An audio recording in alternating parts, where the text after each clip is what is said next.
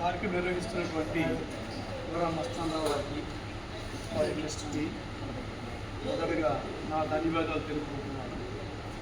ఈరోజు నా పుట్టినరోజు సందర్భంగా ఈరోజు డొనేట్ చేయడం జరిగింది. అందరూ భోజనాలు స్వీకరించి ఆనందవలసిందిగా కోరుతున్నాను.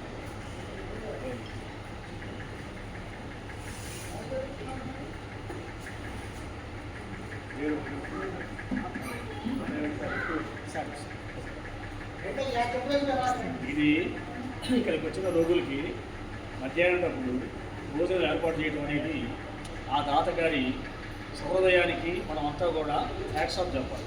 పూరా మస్తానరావు గారు ఈ విషయమే కాదు, వారి సతీమణితో కలిసి ఎన్నో కార్యక్రమాలు జరుపుతూ ఉన్నారు.